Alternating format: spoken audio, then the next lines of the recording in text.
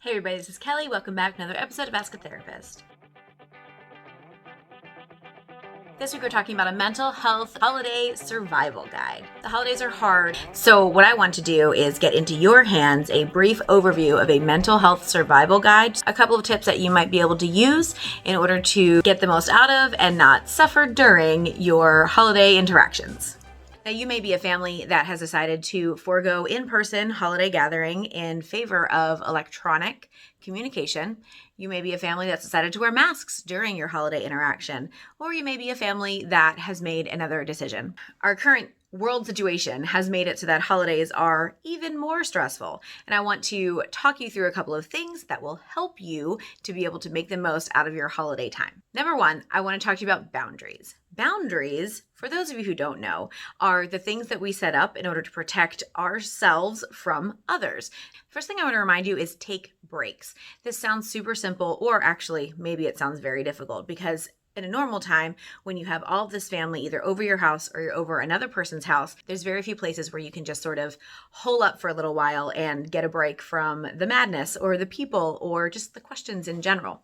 It's important that you find a way to take breaks. Forget something in your car and go out and check it out. Spend a little longer in the bathroom if you have to.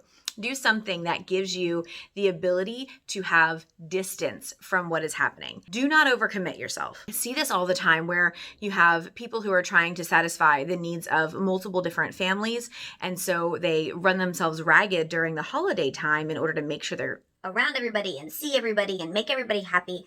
In the long run, they're making themselves unhappy, but as long as everyone else is happy, we're fine, right? That's not the most productive way to do the holidays. That'd be something I'd encourage people to look at when they look at their boundaries. Where are you spending your time? How much downtime do you need? How much prep time do you need to spend that time? And decide what it is that you need and express that to people. For people who need strong boundaries with their families during the holidays, I would really advocate for you deciding when you are showing up and when you are leaving. Do you have to broadcast that? No. But whoever you have taken with you, a spouse, a friend, a significant other, a dog, whatever you've taken with you, make sure that everyone's aware of the plan. This is when I need to leave. This is when we are going to show up. Just make sure everyone's aware of the plan. Another important thing to think about when it comes to boundaries is deciding what you will and will not answer. And that actually bleeds into our point number 2, which is questions. You do not have to answer every question that a family member asks you during the holidays. If you have family that you only see during the holidays, they are all going to ask you the same questions over and over again. Maybe this time last year you were in a serious relationship that you're no longer in. Maybe it's been a while since you've been in a serious relationship. Maybe you were dealing with something that you are no longer dealing with. But if you've got a relative or a family friend that hasn't seen you in a while, they are most likely going to pick up on those things that they are not updated on and ask you about them. If you do not want to answer, don't answer. You have no obligation to tell anybody any information about your life. Any assumed obligation, you're feeling that pressure. And I get that, but you can also tell yourself no. You can also say, I'm not going to give into this pressure. Deciding within yourself before you get into the situation what you will and will not answer is going to lower your anxiety levels when you are asked those questions. You're also going to get asked the same questions over and over and over again. What's your major? How's your husband? How's your wife? When are you having kids? You will get the same questions over and over again. Decide ahead of time what your answer is going to be and repeat it. Even if the person sitting next to the person who just asks you the same question, just repeat your answer. You do not have to give anyone information that you don't want to give them. Family or not, it's your information to share. And if you don't want to, then you shouldn't. However you need to do that is really kind of how you need to do it. You never have to explain yourself to people, especially people who are not interested in the explanation you're trying to give. The last thing I want to say to you about questions is a reminder, and I need you to hear me on this one. Their questions do not get to dictate your worth or how you feel about yourself. Number 3 on this list is loneliness. There are probably this year many people who are not going to have the option to join their family for the holidays. When everything around you is centered on family and love and acceptance and all of those things that we all crave anyway, when you can't have those things, it makes it harder. If you do find yourself experiencing loneliness this year, one of the things that I would really suggest that you do is make a plan. Know who your safe people are that you can be yourself around. Know who you can call or FaceTime. FaceTime the family members that you miss being around. Connect with them in some way that reminds you of the relationship that you have and of the things that you have worth holding on to. So the next thing I want to cover is those in the LGBTQIA plus community who are spending the holidays with people who are not affirming. First, I need you to hear me say this. Other people affirming or not affirming who you are does not dictate whether or not you know yourself. It might feel like it does. It's understandable that it feels like it does, but it doesn't. Please understand that truth. You know you. You also know that you need to feel a certain level of safety before you can tell people who you are. Coming out to people, especially family members, especially this time of year, has to be on your own terms. It is okay to present a false front of who you are if it makes the situation more bearable for you. It is okay to invent excuses to have to be elsewhere if being around people who are negative about who you are is harmful to you. It is also okay to not put a lot of stock in certain family members' opinion of you because they have decided to not embrace who you are. It doesn't feel good. It feels terrible to present who you are to someone and have them reject that. That sucks. And I wish it never happened to anybody. It happens so much more than it needs to, and it happens so much more to this particular community than other communities in general. I would encourage everybody before your school break or before we get into the very rigorous interactions of meeting either virtually or in person with other people during the holidays, find out where your safe spaces are in your community. Phone numbers, have a friend or two that are willing to be sort of on call for you during that time so you can do a check-in, a very quick check-in with somebody who knows the truth of who you are and accepts that you are who you are.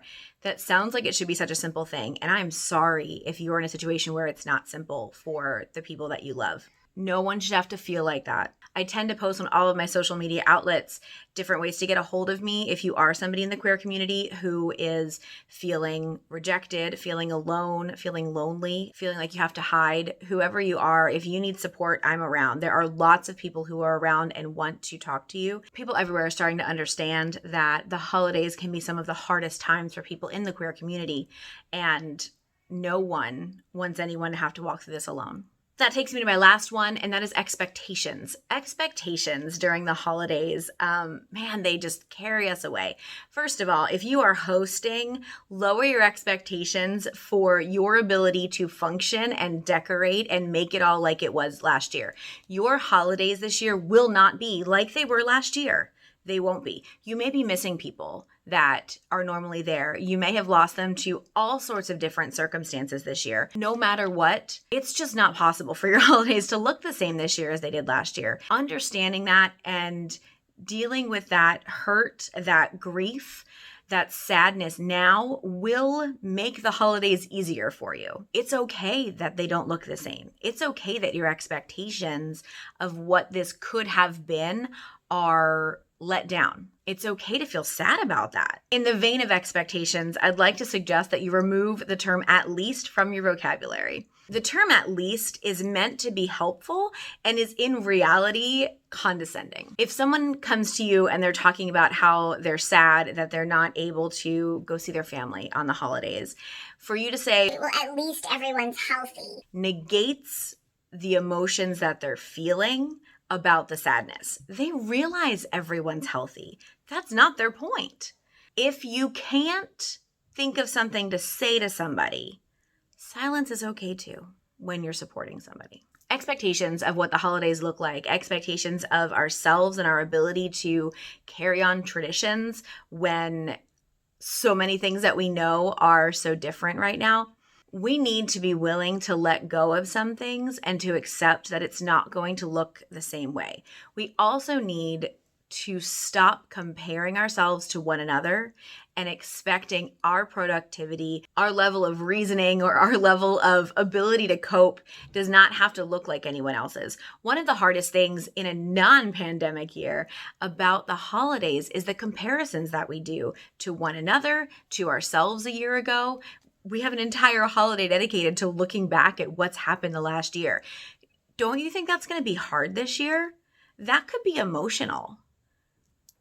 Not expecting the same stuff from the holidays this year is really important. The other part of expectations that I really need you all to hear is that you cannot expect the holidays to wipe out what has happened to us this year. Recognizing that the holidays and the cheer that they bring and the promise and the joy that we have connected with them, recognizing that they are not going to wipe out the pain, the fear, the confusion, the broken relationships that we've experienced in the last year is so important. It's a lot to put on a couple of months worth of celebrations. It's too much expectation to put on ourselves, on our loved ones, on plastic holiday decorations. It doesn't have to look perfect. If there's ever been a year to not feel like it has to be perfect, this is the year. Use this year to free yourself from those expectations you walk into the holidays with. Give yourself room to be who you are and to need what you need. If you need to cry, let yourself cry. If you need to laugh, let yourself laugh. If you need to forget about things for a while, then forget about things for a while. And if you need to honor something that you've lost in the last year, something you've had to say goodbye to, do that. The only expectation you need to be walking into this holiday season with is that it is going to be, much like the rest of 2020, unpredictable. And that can be okay because that's what we've been doing for months. That can also be sad because we want predictable and familiar and routine and tradition. And for a lot of us, our routine and tradition is not an option for us right now. So I just want to encourage you to be realistic about what it is you're expecting and then be realistic about whether or not you can actually expect that thing. We're going to do a couple more videos throughout the month of December about holidays and mental health. So I hope you'll tune in for those, and I will see you soon. Take care of yourself.